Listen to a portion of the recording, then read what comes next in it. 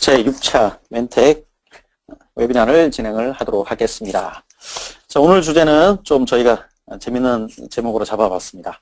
도망가는 RTO로 MDRM으로 도망가는 RTO를 잡아라. 이런 주제를 잡아봤는데, 자, 도대체 RTO에 무슨 일이 발생했길래 이 RTO가 도망을 가고 이걸 왜 MDRM으로 잡아야 되는지 이 부분에 대해서 말씀을 드리도록 하겠습니다.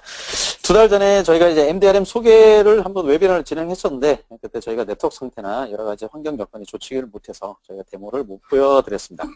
오늘은 이 제품에 대해서 잠깐 소개를 하고, 그리고 MDRM으로 어떻게 RTO를 잡을 수 있는지 이 부분 말씀을 드리고, 한 15분 정도 저희가 실질적인 데모를 보여드리도록 하겠습니다. 자, 오늘 웨비나를 시청하시는 분들을 위해서 저희가 조그마한 선물을 준비를 했습니다. 우선 웨비나를 한 30분 이상 시청을 하시고, 이 웨비나가 끝날 때 저희가 설문조사서가 날아갑니다. 그래서 이 설문조사서를 기입을 해주시는 모든 분들한테 저희가 기프티콘을 보내드리도록 하겠습니다. 기프티콘은 따뜻하게 마실 수 있는 스타벅스 커피를 보내드릴 거고, 그리고 저번에는 저희가 질문하신 분들 중에 2분을 뽑아서 영화 예매권 티켓을 2장을 드렸는데, 자, 연말이 되어버리니까 저희가 화끈하게 쏘도록 하겠습니다. 방문 상담을 시청하시는 분들한테 저희가 영화 티켓을 2매를 저희 영업 담당을 통해서 전달을 해드리도록 하겠습니다. 오늘 웨비나 전반적인 아젠다입니다. 전체 DR에 대한 개요를 말씀드리고, 현재 DR의 현실이 어떠한지 이 부분을 말씀을 드리도록 하겠습니다. 그리고 이 현실을 타개할 수 있는 솔루션인 MDRM에 대한 솔루션, 그리고 이 MDRM으로 어떻게 RTO를 우리가 잘 잡을 수 있을지 이 부분 말씀드리고, 마지막으로 정리를 하고 데모 보여드리고 Q&A를 가지도록 하겠습니다. 자, Q&A 부분은 막판에 저희가 데모 마치고 채팅창에 퀘스천 창에 질문 내용을 올려주시면 저희가 웬만한 질문은 다 답변을 드리도록 하겠습니다. 자, IT 자원들이, 그리고 IT 업무가 계속 운영이 돼야 됩니다. 그죠? 계속 운영이 돼야 되는데, 지금 우리가 그렇지 못한 상황에 직면을 해 있습니다. 서비스가 다운이 발생을 합니다. 그리고 자연재해가 발생을 합니다. 우리나라가 자연재해로부터 좀 자유로울 줄 알았었는데, 그렇지 못했었죠. 몇 달 전에 경주 지진이 발생했는데, 지금 그 지진 여파가 지금까지도 계속 여진으로 이어지고 있습니다. 예, 지난주에도 한번 지진이 났었고, 이번 주에도 지진이 났고, 그게 또 뭐 대구, 울산까지 여파가 미쳤다. 이런 소식을 우리가 계속 접하고 있습니다. 자, 그리고 또 인재에 의해서 데이터 센터가 이제 화재가 발생해서 뭐 서비스 전체가 다운이 발생을 하는 이런 일들이 벌어지고 있는 거죠. 자, 그러면 IT 자원들이 재해가 나는 거하고 비즈니스하고 무슨 상관관계가 있을까? 과거에는 별로 관련이 없었습니다. 근데 지금은 모든 업무가 IT 기반으로 업무가 다 이루어지고 있습니다. 자, 이런 것 때문에 IT 재해는 곧바로 기업의 연속성에 지대한 영향을 끼칩니다. 자, 이거를 단적으로 보여준 크나큰 사건이 2001년도에 발생을 했었습니다. 바로 이제 9.11 사태 때 쌍둥이 빌딩이 무너졌죠. 그죠? 그러면서 거기에 입주해 있는 금융기관들 중에 150개에 달하는 금융기관들이 전부 다 파산을 했습니다. 몇 년 이내? 2년 이에 전부 다 파산을 했습니다. 그 근본적인 이유는 뭐였냐면 IT에 관련한 재해복구에 대한 대책이 전혀 없었다는 겁니다. 물론 그 IT를 운영할 수 있는 인력들도 상당 부분 사망을 해서 더 이상 회사를 운영할 수 있는 사람이 없었다는 그런 부분도 있었지만, 근본적으로는 모든 기업의 자료나 이런 것들이 다 디지털라이저 돼서 스토리지에 저장되고 IT 어떤 자원에 의해서 운영됐던 것이 다 사라지고 없었던 거죠. 자, 이런 것 때문에 기업이 도산을 하는 이런 일이 발생이 됐었습니다. 그래서 이런 충격적인 일이 발생한 것 때문에 국내에서도 재해복구 관련한 주요 정책을 마련했습니다. 자, 즉 뭐냐? IT가 재해가 발생하면 곧 기업의 연속성에 영향을 끼치고 2년 내에 기업이 망하더라. 이런 사례를 우리가 본 거죠. 그래서 2001년도에 금감원에서 금융기관 재해복구센터 구축 공간을 마련했습니다. 이때 저희 우리나라가 처음으로 이러한 공간이 마련됐고, 이때 바로 목표 복구 시간이 3시간이라고 이렇게 주어졌습니다. 여기 보시면 이제 RTO라는 그 단어가 있을 텐데, 이거 아마 생소하신 분들이 있을 겁니다. Recovery Time of Object의 약자입니다. 즉, 재해가 나거나 장애가 났을 때 이걸 얼마 만에 내가 복구를 할 거냐, 이 목표 타임을 정하는데, 우리 금감원에서는 이걸 3시간 이내로 복구할 것을 2001년도에 공간을 마련했습니다. 자, 이러다가 2012년도에 국제금융감독기구가 이 시간을 좀 더 강화를 합니다. 2시간 이내로 목표 제시를 바꿉니다. 더욱더 IT에 의해서 돌아가는 업무들이 더 미션 크리티컬해졌다는 거죠. 그래서 2시간 내에 복구를 하지 못하면 아주 어마어마한 퍼펙트 스톰이 닥쳐올 수가 있으니까 이거를 2시간 이내 복구하라 이렇게 제시를 하게 되니까 우리나라도 2013년도에 국제금융감독기구의 어떤 기준에 맞춰서 종합대책 발표 때 좀 더 이 시간을 강화를 합니다. 그래서 우리도 2시간을 하자 이렇게 권고안을 마련을 했다가 2015년도에 전자금융감독 일부 개정을 합니다. 이러면서 RTO 시간을 다시 변경합니다. 어떻게 변경했느냐? 2시간에서 더 강화하는 게 아니고요. 후퇴했습니다. 3시간으로 다시 로백하고 4시간까지 우리가 봐줄게 라고 이렇게 권고안을 개정을 합니다. 이 개정안 가장 근본적인 원인이 뭐였냐면 자, 국내에서 이 IT 쪽에 재해가 발생을 했습니다. 과거에 이제 뭐 농협 사태도 발생했죠. 재작년에 뭐 S사의 데이터 센터가 불이 났습니다. 그리고 뭐 여러분 잘 아실 겁니다. 2010년도에 시티은행이 이제 인천 전산센터가 냉각 관련한 그 공조기가 재해가 장애가 발생하는 바람에 그 전체 물이 차게 됐습니다. 이제. 자, 이런 걸로 인해서 재해가 발생하는데 업무 복구하는 시간을 보니까 거의 3시간은 절대 만족을 못하다는 겁니다. 가장 빠르게 복구한 시간이 우리나라에서 기록이 6시간입니다. 방금 말씀드린 그 시티은행이 2010년도에 공조기가 터졌을 때 그때 복구한 시간이 가장 빠른 시간입니다. 자, 이런 일들이 발생하니까 도저히 3시간 못 맞춘다.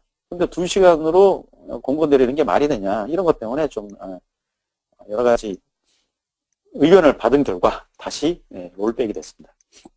자, 이렇듯 현재 재복구를 구성해 놓은 이 상황에서는 3시간 이내 복구가 과연 가능할까? 우리가 한번 되돌아볼 필요가 있는 겁니다. 자, 이래서 제가 제목을 도망가는 RTO라고 잡아봤습니다.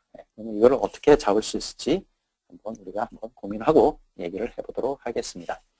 자, 이렇게 주요 정책을 만드니까 기업들이 IT 영속성을 위한 솔루션들을 그때부터 대대적으로 도입을 하기 시작을 합니다. 그래서 가장 많이 도입하는 솔루션이 백업입니다. 그렇죠? 현재 우리나라의 백업 솔루션의 도입률이 70%를 넘어섰습니다. 즉 시스템 100대를 도입하면 70대는 백업을 받는다. 이렇게 이해하시면 되겠습니다. 자, 근데 백업은 어떻습니까? 데이터를 리스토어를 하고 애플리케이션을 가동을 해야지만 업무가 가동이 되겠죠. 그래서 복구에 많은 시간이 소요됩니다. 그래서 좀 더 미션 크리티컬한 업무는 HA 구성을 합니다. 그래서 서버를 액티브 스탠바이 혹은 액티브 액티브로 운영을 통해서 한쪽 서버가 장애나면 다른 서버가 즉각적으로 수분 내에 서비스를 할 수 있는 체계를 꾸며놨습니다. 그리고 스토리지도 마찬가지로 실시간 복제를 통해서 혹은 레이드 1을 통해서 이중화를 해줍니다. 그리고 또 주기적으로 스냅샷을 떠서 스토리지가 장애가 나거나 재해가 났을 경우 스냅 받은 데이터를 가지고 즉각적으로 복구를 하거나 복제된 데이터를 가지고 복구하는 체계를 꾸며놨습니다. 이렇게 백업도 받고 HA 구성도 하고 스토리지도 이중화하고 특히 요새도 뭐 가상화로 인해서 서버 대수가 무진장 늘어나게 되죠. 자, 이런 것 때문에 단일의 운영자가 여러 대의 자원을 관리하기 위해서 통합 어떤 관제하는 이런 시스템을 꾸며서 전산센터를 꾸몄습니다. 근데 이 전산센터가 재해가 나니까 서비스를 못 하더라는 거죠. 그래서 금융기관, 공공기관, 방송, 통신 이런 기업들, 대기업 중심으로 재해복구센터를 꾸며서 운영센터에서 재해복구센터로 실시간 혹은 주기적으로 데이터를 수산하는 이런 형태로 현재 재해복구가 구축이 되어 있습니다. 자, 그러면 현재 DR이 구축이 되어 있고 한데 현재 DR 현실이 어떻길래 자꾸 RTO가 도망가는 일이 발생하는지 자, 우리가 그걸 한번 리뷰를 해보도록 하겠습니다. 자, 이 DR을 구축할 때 큰 장벽이 3가지 정도가 존재를 하고 있습니다. 첫 번째가 비용입니다. 자, 우리 한번 생각해 보죠. 기존 전산센터를 운영하는 것도 우리가 생각보다 많은 비용이 소요가 됩니다. 근데 그와 비슷한 규모의 재해복구 센터를 하나 꾸며야 됩니다. 그리고 이 재해복구 센터는 언제 가동될지 몰라요. 자, 당연히 비용 문제가 불거질 수밖에 없겠죠. 자, 이런 것 때문에 중소기업들은 언감생심입니다. 재해복구 센터에 대한 부지를 마련하지 못하니까 이 재해복구 자체를 꾸밀 수가 없는 겁니다. 그리고 복잡합니다. 그죠? 내가 시스템 한 대만 운영하면 되는데 여기가 장애나거나 재해난 걸 대비하기 위해서 한 대 더 운영을 해야 됩니다. 그죠? 그리고 또 운영센터와 재해복구, 운영기와 대기간 모든 스테이터스를 맞춰야 됩니다. 그죠? 데이터도 맞춰야 될 뿐만 아니라 환경의 변화가 됐을 때 대기기도 같이 맞춰줘야 돼요. 근데 이게 생각보다 굉장히 운영이 어렵다는 거죠. 그래서 복잡도가 많이 증가를 할 수밖에 없는 구조입니다. 자, 그리고 또 의구심이 듭니다. DR을 구축해 놓은 기업들이 이런 거에 대해서 굉장히 피부적으로 와닿을 것 같습니다. DR을 꾸며놨는데 저 DR이 정말 나중에 재해가 났을 때 제대로 운영이 가능할까? 이런 이제 의구심이 든다는 거죠. 가장 큰 의구심이고 지금 당장 닥친 거는 뭐냐면 내가 원하는 시간 내에 저거 정말 복구가 가능할까 이겁니다. 지금까지 다 실패했거든요. 이런 의구심이 드는 거가 DR 도입의 크나큰 장벽으로 현재 작용을 하고 있습니다. 자, 이러한 장벽들을 비용 문제, 복잡성, 의구심 이런 거를 다 해치를 해가지고 도입을 했음에도 불구하고 여러 가지 운영을 해보니까 도전 과제들이 발생하더라는 겁니다. 그래서 저희가 DR 센터를 운영함에 있어서 어떠한 도전 과제들이 현재 발생을 하고 있는지 저희가 한번 서베이를 해봤고요. 그 중에 큰 구치 4가지를 가지고 한번 얘기를 해보도록 하겠습니다.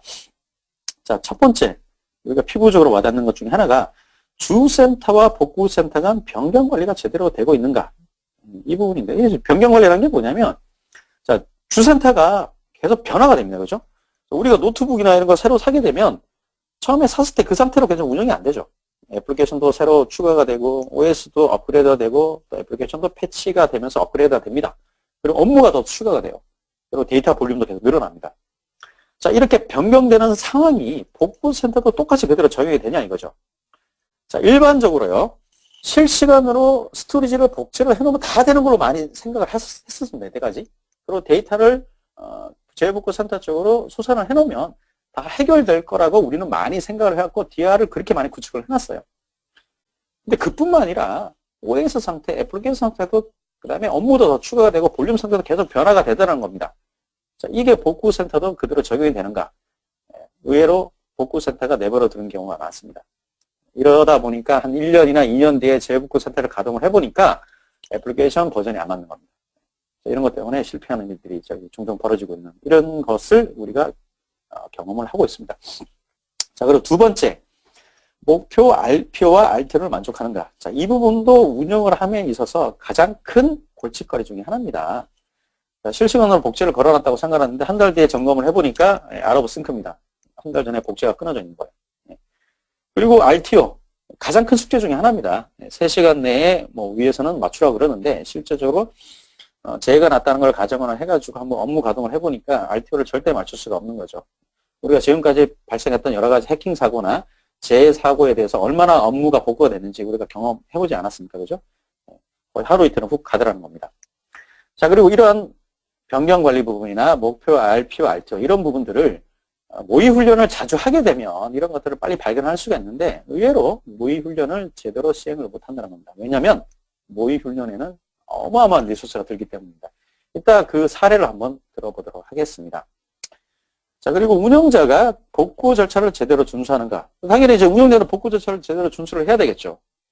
근데 그 데이터 센터에 있는 수많은 자원을 가지고 어떠한 플로우를 가지고 복구할 건지 이거 준수를 하고 다 숙지하고 있는 쉽지 않다는 거죠. 그리고 이제 우리나라의 공기업이나 큰 기업들 같은 경우는 순환보직책입니다. 그러니까 이걸 제대로 숙지하다 하더라도 다음 또 새로운 운영자가 왔을 때 또 새롭게 이걸 숙지를 해야 되고 재교육을 받아야 되거든요. 이런 일들이 발생을 하고 있는 거죠.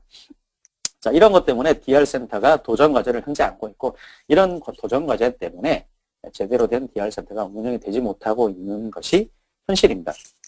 자, 그러면 DR 솔루션을 이렇게 도입을 했는데 왜 이런 도전과제를 왜 생겼을까요? 왜 이런 도전과제를 생길까? 자, 저희들이 솔루션이 도대체 어떻게 됐길래 이런 도전과제들이 생길까 한번 저희가 알아봤습니다. 자, 알아보니까 지금까지의 DR 솔루션들, 아마 DR 솔루션을 도입을 했던 지금 청취자분들 한번 생각을 해보시길 바랍니다. 지금까지는 대부분 데이터 백업과 데이터에 대한 복제 부분만 신경을 써왔어요. 그리고 현실적으로 보면 스토리지 업체들이 DR에 관련한 솔루션을 많이 또 제안을 합니다. 자, 근데 데이터만 갖다 놓고 데이터만 원격에다 갖다 놓으면 모든 것이 다 해결됐다고 많이 생각을 하세요. 근데 문제는 뭐냐? 재해가 나게 되면 그 복제된 데이터와 백업 받아놓은 데이터를 가지고 복구를 해야 됩니다. 그죠? 근데 복구 과정은 어떻습니까? 전부 다 수작업입니다. 애플리케이션을 리커버리하고 비즈니스를 리커버리하는 게 궁극적인 목적인데 이 모든 과정은 다 수작업으로 이루어진다는 거죠. 자, 이 수작업으로 이루어지는 모든 과정에서 다 우리의 도전 과제들이 발생하는 겁니다. 그래서 저희들은 백업 받아놓은 데이터, 그리고 복제된 데이터, 뭐 어떤 것도 좋습니다. 어떤 백업 솔루션은 어떠한 실시간 데이터 복제 솔루션은 뭐 다 좋습니다. 이걸 가지고 어떤 식으로 비즈니스 리커버리와 그다음에 애플리케이션 리커버리를 이걸 자동으로 할 거냐. 이런 부분에 저희가 좀 더 초점을 맞춰봤습니다. 왜냐하면 지금까지는 이러한 솔루션들이 없었고 다 수작업으로 진행이 되어 왔었다는 거죠. 자, 그래서 일반적인 재해복구 절차가 어떻게 되는지, 그리고 지금까지 모의 훈련은 어떤 식으로 지원을 해왔는지 그걸 한번 우리가 리뷰를 해보도록 하겠습니다. 자, 일반적으로 재해복구되는 절차 한번 보도록 할게요. 장애와 재난을 인지합니다. 그죠? 그리고 서비스 복구 가능성을 판단을 해야 돼요. 자, 재해복구 센터로 넘길까? 아니야. 운영센터가 갑자기 네트워크가 안 됐을 수도 있어. 여기서 복구가 가능할 수도 있어. 좀만 기다려봐. 이렇게 가능성 판단을 해야 될 겁니다. 자, 근데 가능성 판단을 해보니까 더 이상 운영센터에서 복구 자체가 이제 불가능하다. 이렇게 판단이 내어지면 재해를 선언할 겁니다. 재해가 선언이 되면 복구센터 가동을 결정할 거예요. 그죠? 자, 그 복구센터 가동이 결정이 되면 거기에 복제된 데이터와 소산된 데이터가 있을 겁니다. 그 데이터를 가지고 업무 복구를 해야 되는데 곧바로 업무 복구가 안 됩니다. 어떻게 됩니까? 외부 엔지니어를 섭외를 해야 돼요. 굉장히 현실적으로 제가 본 겁니다. 자, 스토리지 업체 들어와야 되고 서버 업체 들어와야 됩니다. 그다음 데이터베이스 업체 들어와야 됩니다. 그리고 애플리케이션 업체 들어와야 돼요. 뭐 저희 멘트에 들어갈 수도 있습니다. 그죠? 네트워크에 관련한 업체들도 들어와야 돼요. 일반적으로 모의 훈련을 할 때도 한 3, 40명 정도 들어옵니다. 복구하게 될 때 거의 100명 정도 들어와야 될 거예요. 그죠? 자, 이런 엔진에 들어와서 복구 절차서를 리뷰를 합니다. 근데 이 복구 절차서가 계속 최근 상태로 업투데이트가 되면 되는데, 처음에 검수 받았을 때 그 상태 복구 절차일 수도 있어요. 3년 전, 2년 전. 그동안 또 데이터 센터는 많은 변화가 있어 왔죠. 그죠? 업무가 더 추가되기도 하고, 애플리케이션 변화가 되기도 하고. 이런 리뷰를 거치고, 데이터 리스트하고, 마운트하고, 애플리케이션 가동하고, 네트워크 라우팅하고. 자, 이런 과정에서 하루 이틀은 그냥 지나가 버립니다. 특히 이 외부 엔지니어 섭외 부분이 생각보다 쉽지가 않습니다. 복구센터 가동 결정하고 외부 엔지니어 들어와라 그러면 외부 엔지니어를 전부 다 모이는 데만 5시간, 6시간 그냥 가버립니다. 그러니까 절대적으로 RTO로 맡길 수가 없죠. 자, 그리고 복구하는 절차에 대해서도 부분적으로 또 자동 스크립을 만들어 놨어요. 스토리지를 뭐 볼륨을 리라이트 가능한 상태로 만드는 거, 그 다음에 서버에 마운트하는 거, 그 다음에 서버 안에 애플리케이션을 가동하는 것, 이런 걸 개개별로 다 자동 스크립을 만들어 놨습니다. 만들어 놨는데 가시적으로 안 보이죠. 그죠? 가시적으로 안 보이고 또 사람이 직접적으로 제대로 가동이 되는지 수작업으로 다 확인을 할 수밖에 없습니다. 자, 이러한 과정 때문에 RTO를 만족을 못하는, 그리고 중간 과정에서 또 실수가 발생할 수 있습니다. 그죠? 실수가 발생했을 때 누가 어떤 잘못을 했는지 이런 부분을 또 가시적으로 볼 수가 없는 이러한 또 난점에 처해 있는 상황입니다. 자, 모의훈련 우리가 어떻게 하는지 한번 볼까요? 제가 과거에 모의기업에서 모의훈련하는 데를 한번 따라가 봤습니다. 따라가 보니까 이게 조그마한 방에서 한 3, 40명이 모여 있더라고요. 모여 있고, 각각의 이제 해당되는 뭐 스토리지, 서버, 애플리케이션, 뭐 데이터베이스 이런 업체들 이제 전문가들이 와 있습니다. 와 있어서 전부 다 순서에 따라서 이렇게 모의훈련을 진행합니다. 근데 전부 다 수작업으로 뭐 커맨드 날려서 진행하고 내가 끝났으니까 다음 사람 진행하세요. 이런 식으로 이제 진행이 되더라는 거죠. 그래서 모의훈련을 하는 것만 하더라도 굉장히 많은 사람들이 필요하고, 너무 많은 이제 리소스가 들고, 시간적으로도 굉장히 많은 시간이 소요된다는 거죠. 그 다음에 또 뭐, 보고서 제출을 해야 됩니다. 그리고 모의훈련 과정에서 중간에 하다가 뭐 걸려서 안 돼요. 안 되면 다시 또 뭐, 어느 업체가 잘못했는지, 어느 애플리케이션 단이나, 어느 서버 단이나, 어느 스토리지 안에서 또 문제가 발생했는지, 이걸 또 다 찾아내야 됩니다. 이제 이런 굉장히 인력 소모적이고 리소스 소모적인 모의훈련을 지금까지 하고 있었다는 거죠. 이런 것 때문에 모의훈련은 자주 못합니다. 실질적으로 뭐 한 달에 한 번씩 시행해라, 분기에 한 번씩 시행해라, 뭐 이렇게 지침은 내려오지만 실제적으로 이런 자원 문제 때문에, 자원 확보 문제 때문에 이제 모의훈련을 잘 실행하지 못하는 현실에 우리가 처해 있습니다. 자, 그러면 이러한 것들을 어떻게 해결할래? 그래서 저희가 해결할 솔루션을 크게 3가지 구조로 생각을 해봤습니다. 이 운영 관리를 전부 다 자동화하자. 제일 나는데 언제 엔지니어들 불러다가 외부 업체 섭외했다가 사람들 모아다가 그걸 복구를 할 거냐 이거죠. 그리고 수작업으로 그 중간에 하다가 그 실수를 할 수가 있거든요. 이거 언제 다 수작업으로 복구를 할 거냐 이거죠. 이거 다 자동화하자는 겁니다. 워플로우 기반으로 어떤 자동화 엔진을 만들어서 그걸 태워서 한번 원클릭으로 다 자동화하자는 겁니다. 자, 그리고 복구 과정을 가시화하자는 겁니다. 어느 단계까지 복구가 됐고 어느 애플리케이션이 실행되다가 올라오다가 멈췄는지 그걸 눈으로 다 보여주자는 겁니다. 그리고 전반적으로 이를 통해서 리스크 예방하고 관리를 하자는 겁니다. 그래서 이러한 목적으로 나온 것이 바로 MDRM, Mantek Digest Recovery Maestro입니다. 그러면 지금부터 이 MDRM 솔루션이 어떤 식으로 재복구에 대해서 적용할 수가 있고, 그 다음에 이를 통해서 어떤 식으로 도망가는 RTO를 잡을 수가 있는지 소개를 하도록 하겠습니다. 컨셉은 간단합니다.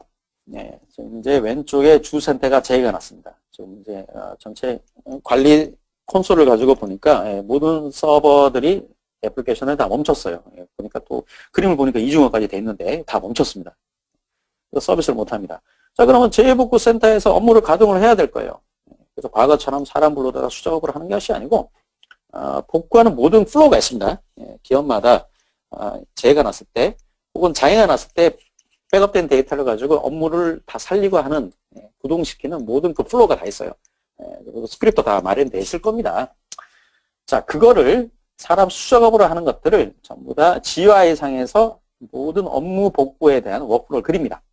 그린 다음에 재건하게 되면 이렇게 마우스 클릭 한 번으로 자동으로 모든 복구, 구동에 대한 뭐 서버, 스토리지부터 시작해서 네트워크까지 이걸 다 자동화를 해주는 이런 것들이 바로 MDRM의 컨셉입니다.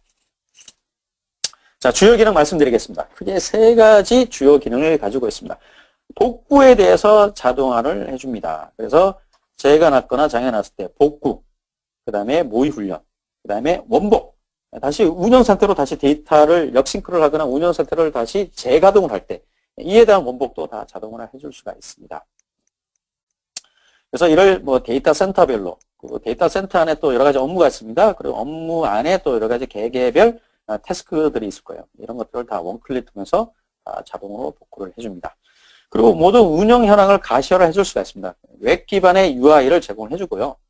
복구에 대한 흐름을 저희가 가시화된 UI로 다 이렇게 보여줍니다. 그리고 RPO와 RTO에 대한 측정을 다 해줍니다. 그리고 업무와 자원 간, 애플리케이션 간 토폴로지가 있습니다. 그죠? 어떤 업무를 구동을 할 때 스토리지 올리고, 뭐 데이터베이스 올리고, 웹아스 올리고 하는 여러 가지 그 구동 절차에 대한 토폴로지가 다 있을 거예요.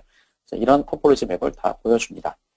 그리고 이러한 것들을 통해서 SLA 준수와 리스크 예방을 해줄 수가 있습니다. 구성 아키텍처 말씀을 드리도록 하겠습니다. 이제 MDRM 서버가 하나 들어갑니다. 이 MDRM 서버는 뭐 어느 위치에든지 상관없습니다. 통신이 되는 네트워크상의 위치에 상관없이 주로 이제 DR 센터 쪽에 이제 둘 경우가 많겠죠. 그리고 이는 리눅스 서버로 현재 구성이 되어 있고요. 그리고 웹 형태의 GUI를 제공을 해줍니다. 그리고 복구 대상이 되는 서버에 에이전트가 탑재가 됩니다. 물론 저희가 이제 에이전트 리스트도 지원이 되는 반면에 에이전트 방식도 저희가 지원을 합니다. 그리고 저희가 이제 에이전트 방식은 에이전트 리스트보다는 좀 더 많은 기능을 제공을 해줍니다. 그래서 에이전트가 깔리게 되고요. 에이전트가 하는 역할은 이제 상태에 대한 자원에 대한 모니터링을 해주고 애플리케이션 기동과 모니터링 뭐 이런 것들을 다 제공을 해드립니다. 자, MDRM을 그러면 뭐 어떤 상황에서 사용 가능할까요? 크게 세 가지 방식으로 사용이 가능합니다. 재복구, 가장 저희가 애초에 기획했을 때 목적이 바로 재복구 용도였습니다. 그래서 원클릭으로 내가 목표하는 RTO 내에 잔호가 된 서비스를 복구하고 원복하는 목적으로 쓸 수가 있고요. 두 번째로 모의 훈련용으로 쓸 수가 있습니다. 그래서 하나의 업무에 대해서 여러 가지 모의 훈련 시나리오를 만들어 줄 수가 있어요. 그래서 그 모의 훈련용으로 테스트를 통해서 훈련 결과를 레포팅을 해내고 SLA를 준수하지 못하는 사항들을 조기에 발견을 할 수가 있습니다. 그리고 세 번째 목적으로는 또 유지관리 목적으로 쓸 수가 있습니다. 자, 이 유지관리 목적으로는 실제적으로는 저희가 원래 이 제품을 개발할 때는 이 부분까지는 생각 안 했었는데 저희 고객들이 이 제품을 써보시고 굉장히 많은 의견을 주셨습니다. 그래서 실제적으로 어떤 목적으로 쓸 수가 있냐면 센터를 이전할 때 특히 요새 이제 공기업들이 이제 지방으로 센터로 이제 많이 이전을 하는 이제 일들이 발생을 했죠. 그리고 이제 뭐 공기업들 같은 거는 뭐 정부 통합센터 쪽으로 이전이나 이런 것들을 이제 고려하시는 단체들도 있습니다. 자, 요럴 때 센터를 이전을 할 때, 과거에는 이제 서비스를 다 중단을 하고 뭐 이전하면 됐는데, 지금은 이제 무중단 이전을 많이 선호를 하죠. 왜냐면 업무가 이제 24시간 돌아야 되니까. 자, 이럴 때 센터가 서비스 전환을 해야 됩니다. 전환할 때 굉장히 많은 리소스가 들어갑니다. 인적 리소스뿐만 아니라, 어마어마한 어떤 뭐, 시뮬레이션도 해봐야 될 거고요. 자, 이럴 때 저희 MDRM을 통해서 이 센터를 스위칭을 할 때, 이럴 때 자동화를 해줄 수가 있습니다. 그리고 두 번째, IPL.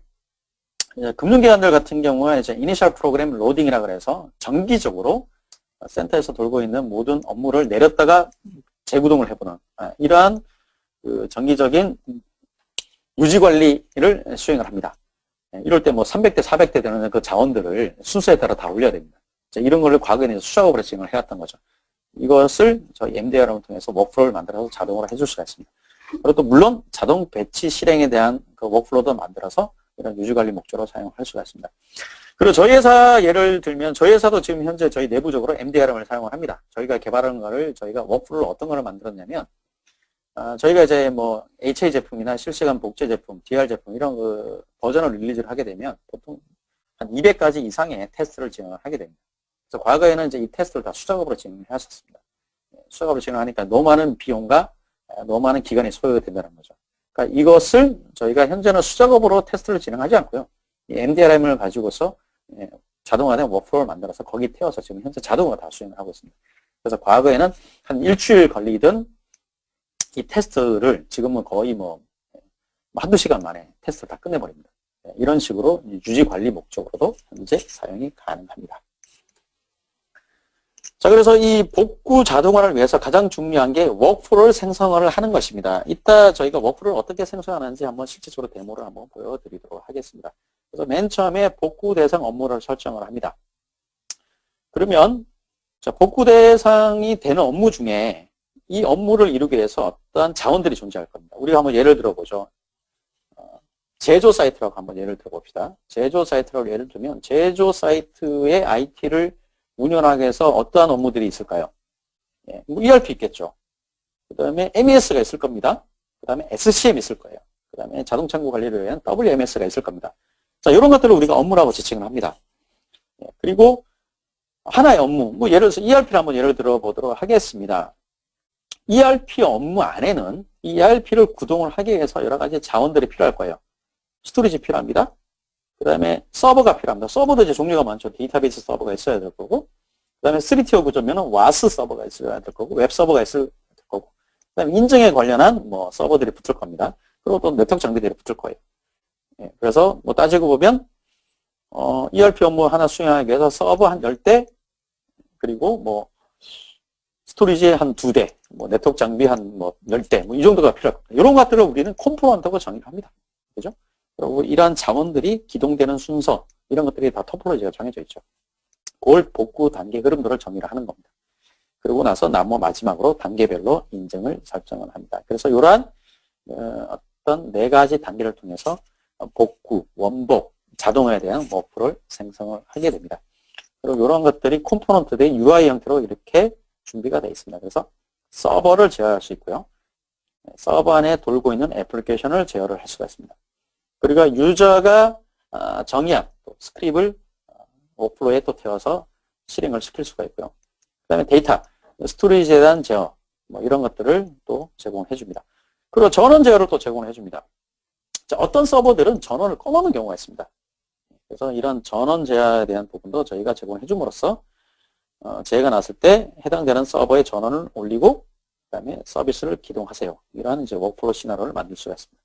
그리고 또 네트워크에 대한 제어가 가능합니다. 그리고 마지막으로 승인, 이런 부분에 대한 컴포넌트들이 현재 저희들이 준비가 되어 있습니다. 그래서 이러한 컴포넌트를 이용해서 GUI를 통해서 복구 워크를 생성을 하게 됩니다. 그래서 이 워크를 생성하는 것도 그 복구에 대한 모든 시나리오와 그 다음에 정책들이 나오게 되면 굉장히 쉽게 만들 수가 있습니다. 그래서 마우스로 그냥 쭉쭉쭉 긁어와서 선만 쭉쭉 연결을 해주면 모든 복구에 대한 워크플로우 생성이 가능하고요. 재해가 나게 되면 워크플로우 실행을 클릭을 하게 되면 이 모든 과정들이 이 워크플로우의 흐름에 따라서 자동으로 복구가 다 실행이 되게 됩니다. 자, 그리고 저희가 굉장히 직관적으로 현재 복구 상황이 어떻게 되는지 굉장히 가시적으로 보여줍니다. 그래서 이렇게 보시면은 요 컴포넌트의 스텝이 실행이 완료가 되면, 정상으로 완료되면 녹색 V 표시가 이렇게 찍히게 되고요. 실패가 되면 요 빨간색으로 이게 표시가 됩니다. 빨간색으로 표시가 되고, 이 실패되는 원인이 무엇인지 이렇게 에러 메시지가 이렇게 뜨게 됩니다. 그리고 이 컴포넌트가 만약에 서버다. 그러면 해당 서버를 클릭하게 되면 서버 내 애플리케이션이 실행될 거예요. 그죠? 이렇게. 서버 내 애플리케이션 실행되는데 이 애플리케이션 실행되는 순서가 어떻게 되고 어떤 애플리케이션과 프로세스가 실행되는지 이런 것들을 또 일목요연하게 볼 수가 있습니다. 이렇게 컬러로 표시되면 이 애플리케이션이나 자원들이 정상적으로 다 구동이 된 겁니다. 그래서 굉장히 직관적으로 가시적으로 이렇게 볼 수가 있습니다. 요 안에서 애플리케이션 실행이 실패가 되게 되면 그 각각에 대해서 또 빨간색으로 찍어줍니다. 그래서 실패되는 원인에 대해서 뭐 때문에 실패했는지 이런 것을 다 보실 수가 있습니다. 두 번째로 이제 단계별로 인증과 알람을 설정할 수가 있습니다. 자, 모든 복구 과정을 내가 자동으로 하는 것도 좋은데 다음 단계로 넘어갈 때는 자동으로 넘어가지 말고 내 허락받고 나 확인받고 넘어갔으면 좋겠어. 자, 이런 어떤 시나리오가 나올 수도 있어요. 그래서 그러한 상황에 대해서는 저희가 단계별로 인증을 설정을 할 수가 있습니다. 그래서 이렇게 사람 모양인데 지금은 이제 이게 열쇠 모양으로 바뀌었습니다. 그래서 관리자 승인받고 다음 단계로 넘어가라. 혹은 마우스, 요 손가락 모양은 이제 수동 클릭입니다. 수동 클릭을 통해서 다음 단계로 넘어가라. 이렇게 중간에 인증 단계를 넣을 수가 있어요. 가령 예를 들어서 이제 뭐 데이터베이스가 올라왔습니다. 그럼 이 데이터베이스가 정말 정상으로 올라왔는지 내가 쿼리를 날려서 확인해 볼 거야. 우리가 이렇게 생각해 볼 수 있잖아요. 그죠? 그러면 그 쿼리 날려서 확인하기 전까지는 다음 단계로 넘어가면 안 되겠죠. 자, 요 단계까지 쿼리 날려서 확인한 단계로 내가 숫자적으로 확인하고 싶어. 그럴 때 다음 단계로 넘어가기 전에 좀 내 허락 받거나 수동 클릭을 통해서 다음 단계로 넘어갔으면 좋겠어. 자, 요럴 때 요런 단계별 인증을 설정을 할 수가 있습니다. 요거 설정하는 부분 이따 데모 때 보여드리도록 하겠습니다. 그리고 마찬가지로 워크플로우에 대한 실행이 정상적으로 됐는지 혹은 중간에 실패했는지 이런 현황들을 또 알람을 날려야 될 거예요. 그죠? 이런 알람 날리는 거를 또 설정할 수 있고 뭐 이메일이나 SNS나 SMS로 이렇게 알람을 날려 보낼 수가 있습니다. 그리고 저희가 이제 그룹핑이라는 것을 또 제공을 해줍니다. 자, 이 GUI 상에서 한 화면으로 모든 현황을 보고 싶은데 내가 자원이 많아요. 예를 들어서 여기 제이보스 그룹이라는 거가 만들어졌는데 뭐 이제 웹이나 와스 같은 경우는 이제 로드 밸런싱 되는 것 때문에 여러 대가 운영될 수가 있습니다. 예를 들어서 와스 한 100대가 운영이 됩니다. 100개를 한꺼번에 여기다 다 그리려고 그러면 도화지 크기가 이제 한정이 있기 때문에 한 화면으로 다 못 보겠죠. 그런 경우는 이제 같은 그 목적으로 수행되는 여러 대의 서버들은 이렇게 그룹을 래핑을 해줄 수가 있습니다. 그래서 이 그룹을 하나 딱 클릭을 하게 되면 이 그룹을 이루는 또 컴포넌트들이 어떻게 되는지 이렇게 다 보여줍니다. 그래서 그룹핑을 이렇게 해줄 수 있는 기능을 또 제공을 해줍니다. 자, 지금까지 이제 워크플로우에 대한 부분을 말씀을 드렸고요. 이제 또 두 번째로 좋은 게 SLA 준수 관리입니다. 내가 목표로 하고 있는 RPO와 RTO를 만족을 하는지 이에 대한 또 모니터링과 관리가 굉장히 중요합니다. 자, RPO, Recovery Point of Object입니다. 복구를 해야 됩니다. 그죠? 그래서 복구해놓은 데이터를 보니까 이게 언제적 데이터더라. 이게 바로 RPO입니다. 실시간으로 복제를 하겠다고 내가 선언을 했으면 RPO는 바로 제로가 되겠죠. 그죠?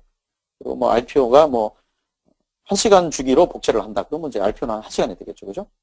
그래서 각각 애플리케이션마다 데이터마다 목표하는 RPO가 다 있을 거예요. 그래서 이 RPO를 제대로 만족을 하는지 이에 대한 모니터링 해줍니다.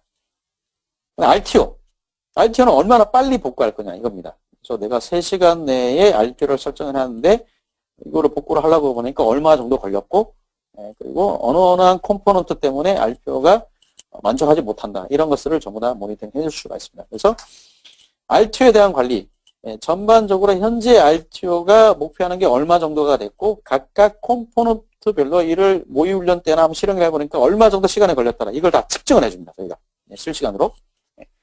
그래서 이렇게 빨간색으로 된 바, 요 빨간색 바는 전부 다 초과한 시간들입니다. 그러면 전반적으로 RTO는 만족을 했는데 각각의 컴포넌트별로 보니까 이렇게 RPO를 만족 못하는 요소가 있어요. 자, 이런 부분들은 각각의 요 해당되는 요소에 대해서만 개선을 해 나가면 되겠죠. 그죠? R표도 마찬가지로 이렇게 모니터링 해줍니다. 그래서 R표가 얼마 정도까지 내가 원하는 것보다 역행을 했는지 이런 것을 다 전부 다 시간을 측정해서 다 알람을 해줍니다.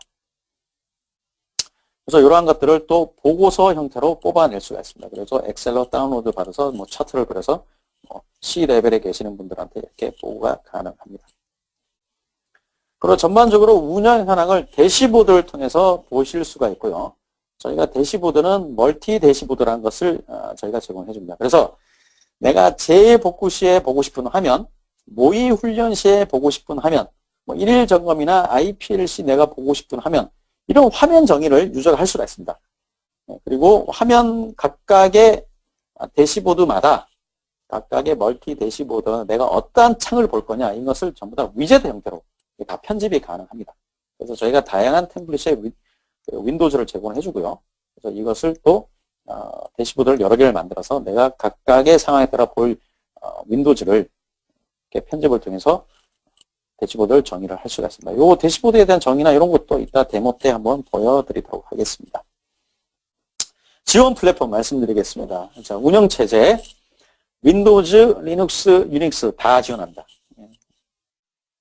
과거에 저희가 이제 제공해드렸던 HA나 실시간 데이터 복제, 소프트웨어적인 복제는 저희가 윈도우즈하고 리눅스만 지원을 해줬는데, 이 MDRM은 굉장히 반갑게 IBM AIX, HP 유닉스, 오라클 솔라리스까지 다 지원을 합니다. 그리고 스토리지, 지구상에 존재하는 웬만한 스토리지가 다 제공되고요. 그 다음에 가상화 클라우드 플랫폼 다 지원이 됩니다. 그리고 데이터베이스 다 지원하고 웹 애플리케이션 관련해서 다 또 지원해주고 있습니다. 그 외에 유저가 개발한 소프트웨어까지 저희가 다 모든 것을 다 자동화를 해줄 수가 있습니다. 자, 마지막으로 정리하고 데모 진행하도록 하겠습니다. MDRM 크게 세 가지 제공해줍니다. 워크플로우 자동화를 제공해주고 복구 과정을 다 눈으로 보여주고 리스크 관리를 해줍니다. 자, 이를 통해서 휴번 에러를 방지하고 복구 시간을 아주 획기적으로 단축을 해줄 수가 있습니다. 전반적으로 운영과 관리 비용 절감 가능합니다. 그리고 사전에 복구 리스크에 대한 것을 전부 다 일일이 전부 다 잡아낼 수가 있고 궁극적으로 복구 실패를 원천 차단할 수 있는 것이 바로 MDRM입니다. 그러면 우리가 데모 진행을 한번 해보도록 하겠습니다. 자, 저희가 웹 기반의 GUI를 이렇게 제공을 해드리고요. 자, 화면 사이즈를 좀 줄여보도록 하겠습니다. 예. 자, MDRM 콘솔은 이렇게 저희가 준비한 데모용 장비에 접속을 해서 크게 두 가지를 보여드릴게요. 재복구 워크플로우를 생성하는 과정하고 재해가 났을 시에 이 MDRM을 이용해서 재복구를 자동으로 진행하는 과정, 이 두 가지를 보여드리도록 하겠습니다. 우선 MDRM 관리 콘솔에 접속을 해보도록 하겠습니다. 웹브라우저만 있으면 됩니다. 저희가 이제 웹브라우저는 크게 뭐 크롬, 사파리, 파이어폭스, 뭐 인터넷 익스플로러 다 지원하고요. 저는 이제 그 크롬을 가지고 한번 접근을 해보도록 하겠습니다. 그러면 이렇게 아이디, 패스워드를 묻고요. 여기서 계정을 치고 패스워드를 딱 넣게 되면 이렇게 콘솔 접근이 됩니다. 그래서 맨 처음에 이렇게 대시보드 화면이 뜨게 되고요. 그리고 이 대시보드는 아까 제가 말씀드린 것처럼 이제 멀티 대시보드를 지원합니다. 그래서 뭐 모의 훈련 시 내가 볼 화면, 평상시 모니터링 할 때 볼 화면, 그리고 실제 뭐 재복구 때 내가 볼 화면 이렇게 정의를 할 수가 있고요. 그래서 각각 볼 이 화면에 대한 그 윈도우즈도 설정 들어가서 편집이 가능합니다. 설정 들어가서 내가 볼 윈도우나 이런 것들을 이렇게 이동도 가능하고요. 그 다음에 어떠한 윈도우를 볼 거냐 위젯 추가를 통해 가지고 저 화면을 내가 편집이 다 가능합니다. 그래서 일반적으로 그 고객분들이 보면 이제 뭐 대시보드에 대한 커스터마이징을 요구하시는 고객분들이 계실 거예요. 그래서 저희는 이제 커스터마이징은 저희 제공 안 하는 대신에 이렇게 다양한 위젯을 제공해 줌으로써 화면 편집을 통해서 내가 보고자 하는 대시보드를 고객의 취향에 맞게 이렇게 보여드립니다. 자, 그러면 한번 워크플로우를 만드는 거를 한번 보여드리기 전에 메뉴 한번 보도록 하겠습니다. 이 DRM 메뉴를 들어가게 되면 재복구 운영에 대한 것들에 대한 워크플로우 보실 수가 있는데요.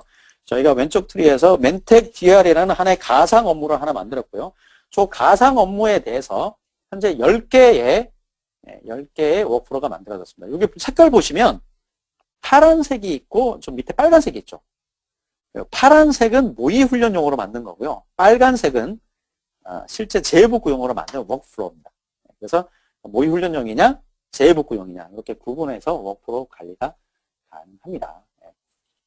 자, 그리고 현재 생성된 워크플로우 하나를 클릭을 하게 되면 실제적으로 전체 복구나 원복 뭐 이런 흐름이 어떻게 되는지 이렇게 보실 수가 있어요. 그래서 DB 업무 기동에 대한 걸 보면 또 거기 안에 그룹 안에 또 어떤 워크플로우가 되는지, 그리고 서버 하나 클릭을 하면 이 서버를 또 안에서 구동되는 애플리케이션들이 있을 거예요. 그죠? 그래서 이 애플리케이션들이 어떠한 순서에 따라 구동이 되는지 이렇게 맵을 볼 수가 있고요. 지금은 이게 지금 회색으로 표시가 되어 있는데 이거는 지금 현재 가동이 안 돼 있는 상태이기 때문에 회색입니다. 이게 정상적으로 나중에 재복구 실행해서 가동을 하게 되면 이 자원들이 다 컬러로 표시가 됩니다. 그래서 애플리케이션 레벨까지 가동에 대한 순서가 어떻게 되는지, 가동이 어디까지 됐는지, 어디서 실패했는지 이런 걸 굉장히 직관적으로 다 보실 수가 있어요. 그러면 워크플로우 한번 생성을 해보도록 하겠습니다. 자, 워크플로우 생성 간단합니다. 그냥 여기 이제 화면에 오른쪽 상단에 워크플로우 생성이라는 게 있거든요. 요거 클릭을 하면 생성에 대한 창이 뜹니다. 그래서 뭐 테스트라고 한번 워크플로우 하나 생성을 하고요. 이걸 내가 재해복구용으로 할 건지 모의 훈련용으로 할 건지 선택할 수 있어요. 그래서 뭐 재해복구용으로 한번 만들어 보도록 하겠습니다. 그리고 이 워크플로우를 관리할 사람이 누군지 관리자를 이렇게 설정할 수 있는데 여러 명 설정하셔도 돼요. 여러 명 설정이 가능하고요.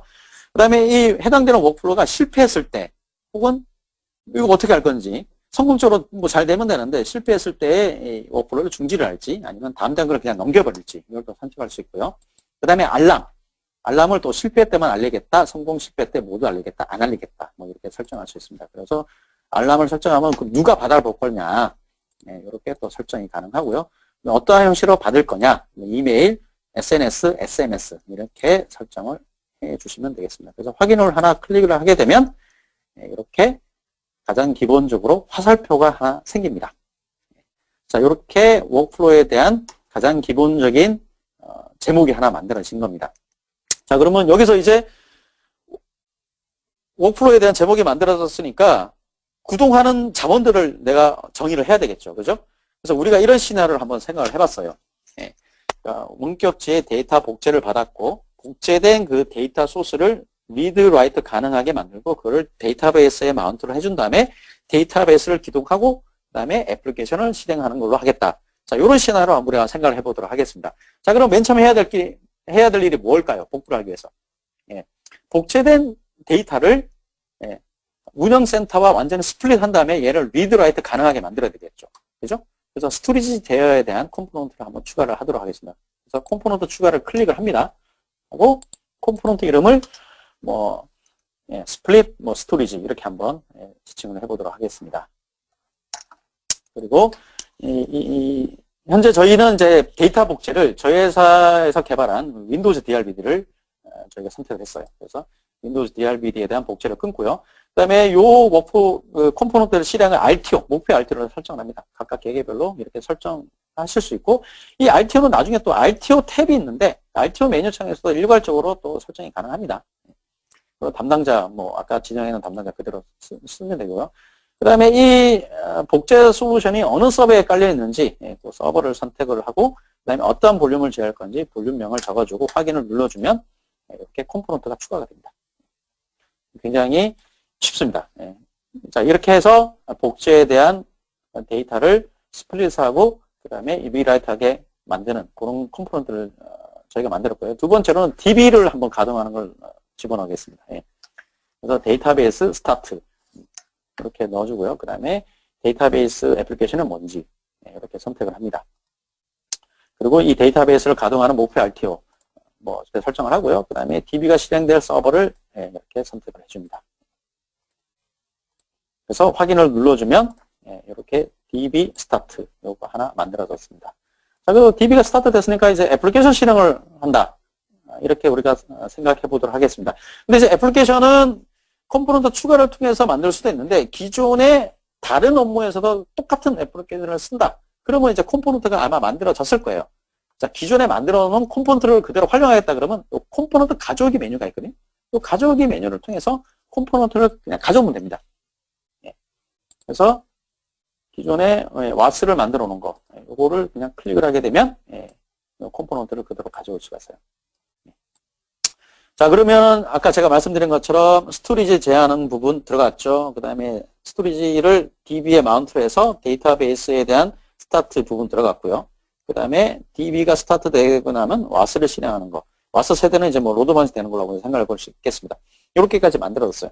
근데 여기 이제 아이콘이 디폴트 아이콘으로 만들어졌는데 이 아이콘은 내가 싫다. 다른 걸로 바꾸고 싶다 그러면 여기 편집 들어가서 스타일로 들어가서 아이콘을 바꾸면 됩니다. 이렇게 내가 원하는 아이콘 모양으로 이렇게 또 바꿔줄 수가 있습니다. 자, 이렇게 컴포넌트들이 추가가 됐으면 얘네들이 실행이 되는 순서와 토폴로지가 있어요. 그거는 어떻게 지정을 하면 되냐? 요 연결설 추가를 하면 됩니다. 그냥. 예. 연결설 추가를 통해서 그냥 마우스로 쭉쭉쭉 그어버리면 됩니다. 그래서 마우스가 그어진 이 순서에 따라서 연결선 순서에 따라서 이렇게 워크플로우가 실행이 되게 됩니다. 지금은 인증 부분에 대한 부분을 설정 안 했기 때문에 워크플로우 실행을 하게 되면 전부 다 자동으로 실행이 됩니다. 그리고 이 선조차도 이렇게 내가 곡선을 할지 직선을 할지 이렇게 설정을 해줘서 선 모양도 스타일을 바꿔줄 수가 있습니다. 그리고 인증 부분 한번 설정을 해볼까요? 자, 지금은 현재 자동으로 돼 있는데 저기 내 허락받고 넘어가라. 그러면 이제 수동 실행을 통해서 이렇게 인증 부분 넣을 수가 있는데 요거는 이제 마우스 클릭을 통해서 들어가고요. 그 다음에 관리자 계정을 넣어서 관리자 승인에 넘어가라. 승인의 실행을 통해서 이 승인할 사람이 누군지 승인권자를 지정할 수가 있습니다. 그래서 승인권자는 한 명 이상 이렇게 넣을 수가 있는데 만약에 여러 명 승인권자가 들어가게 되면 한 명만 승인했을 때 다음 단계로 넘어가게 할 건지 그 모든 승인자가 다 승인해야지만 다음 단계로 넘어갈지 이런 걸 또 승인 방식을 설정할 수가 있어요. 이렇게 클릭을 하게 되면 승인에 의한 다음 단계로 넘어가는 부분은 열쇠 모양이 생성이 됩니다. 그리고 이 손가락 모양은 이제 그냥 마우스 클릭만 하게 되면 승인 필요 없이 그냥 마우스 클릭만 하게 되면 누구든지 클릭만 하게 되면 넘어가는 이런 형국으로 방식으로 이렇게 워크플로우를 만들어 줄 수 있습니다. 그래서 저장 이렇게 되면 하나의 워크플로우가 이렇게 생성이 됩니다. 굉장히 쉽게 이렇게 워크플로우 만들어 줄 수가 있습니다. 자, 그러면 저희가 이 만든 워크플로우를 가지고 이제 재해복구를 한번 실행을 해보도록 하겠습니다. 기존에 저희가 한번 만들어 놓은 워크플로우입니다. 그래서 지금 현재 워크플로우를 보시게 되면 이제 재해가 났을 때 전환 의사 결정을 합니다. 이거는 이제 물론 저희가 그냥 넣은 거예요. 그래서 뭐 전환을 해야 된다, 말아야 된다, 뭐 전환 시 어떻게 해라라고 이제 여러 코멘트를 날려줘야 될 경우가 발생할 수 있겠죠. 그리고 그걸 SMS로 보내야 될 경우도 있을 수도 있습니다. 전파를 해야 됩니다, 그죠? 그래서 전환 의사 결정에 대한 것을 타이핑을 하고 그게 되면 이제 다음에 이제 데이터베이스 가동하고 그리고 데이터베이스 가동이 끝나면 이제 와스와 웹을 기동하고 그 다음에 복제 재개. 이 부분은 이제 다시 원래 운영센터 쪽으로 데이터를 역복제하는 설정까지 이런 식으로 워크플로우 저희가 하나 꾸며놓은 게 있습니다. 그리고 좀 시스템 한번 들어가 보면 이 시스템에서는 지금 현재 재복구가 가동이 안 됐기 때문에 회색으로 다 표시가 됐습니다. 즉 서비스가 현재 내려가 있는 상황이에요. 서비스가 내려가는 상황이고 자 이를 이제 한번 재해가 났다고 가정을 하고 실행을 해보도록 하겠습니다. 워크플로우 실행을 클릭하면 됩니다. 이렇게 클릭하고 실행하시겠습니까? 확인을 눌러주면 복구에 대한 워크플로우가 실행이 됩니다. 지금 현재 이제 현재 단계에서 하늘색 테두리 커서 모양이 깜빡깜빡거립니다. 현재 여기 단계에서 현재 실행 중이에요. 그리고 전환 의사 결정에 대한 코멘트를 현재 기다리고 있는 겁니다. 그래서 이거를 클릭을 해서 어떤 작업을 수행하세요라고 뭐 이렇게 넣어주고 그다음 확인을 눌러줍니다. 그러면 곧바로 다음 단계로 자동으로 넘어갑니다. 지금 현재 DB 업무 가동으로 넘어가 있는 상황이에요. 그리고 이렇게 대시보드 들어와서 보시게 되면 전반적으로 재복구에 대한 현재 가동 현황을 보실 수가 있어요. 그래서 왼쪽에 전체 진행 상태를 보실 수가 있고 RTO 바가 움직이는 거 보실 수가 있고요. 현재는 데이터베이스를 가동하는 단계입니다. 그래서 데이터베이스 가동률이 몇 %가 되는지 보실 수가 있고요. 그 다음에 이 소요되는 시간이 바가 쭉쭉 늘어납니다. 그죠? 현재 40초 목표 타임을 잡아놨는데 벌써 한 30초 정도 지났습니다. 그죠? 그리고 이 DB 업무 가동이 끝나게 되면 다음 단계는 웹이나 와스 가동이 진행이 될 겁니다. 현재 데이터베이스에 대한 가동, 현재 아직도 뭐 실행 중이에요. 그죠? 실행 중인데 지금 보니까 이게 44초 걸렸습니다. 즉 4초가 초과됐죠? 그러면 이렇게 노란색으로 해가지고 목표 시간이 좀 더 추가가 되겠군요. 이런 식으로 표시가 되고요. DB 서버 가동이 끝나니까 다음 단계 복구 흐름인 웹과 와스로 가동 현황을 보실 수가 있어요. 자, 웹 다 끝났고요. 그 다음에 이제 와스가 현재 가동 중입니다. 자, 그리고 워크플로우로 다시 한번 들어가 보도록 하겠습니다. 자, 워크플로우 들어가서 보니까 현재 아까 이제 웹도 이제 가동이 끝났네요. 그죠? 끝났고 이제 복제 재개 부분도 가동이 끝났습니다. 이렇게 정상적으로 가동이 완료가 되게 되면 녹색으로 이렇게 V 표시가 되게 됩니다. 녹색으로 V 표시가 되게 되고요. 또 하나 녹색 V 표시 클릭을 하게 되면 이렇게 성공했고 그 다음에 RTO가 목표하는 거는 40초였는데 RTO는 44초 정도 소요됐다. 이런 거를 요약해서 보여주고요. 이 메시지는 만약에 실패하게 되면 실패 원인이 뭔지 메시지를 뿌려줍니다. 그리고 DB 업무에 대한 걸 또 하나 클릭을 하게 되면 그 안에 또 가지고 있는 워크플로우를 보여주고 또 서버를 하나 클릭을 하게 되면 데이터베이스 가동을 위한 잠깐만요. 데이터베이스 가동을 위한 그 애플리케이션이 제대로 떴는지 거기까지 이렇게 보실 수가 있습니다. 그래서 아까 그 흑백으로 본 화면이 지금 컬러로 다 바뀌었죠, 그죠? 자원들이 컬러로 다 표시가 된 부분 정상적으로 다 가동이 됐다는 걸 표시를 해줍니다. 그래서 애플리케이션 레벨까지 아주 상세하게 어느 단계까지 가동이 완료된지 보실 수가 있습니다.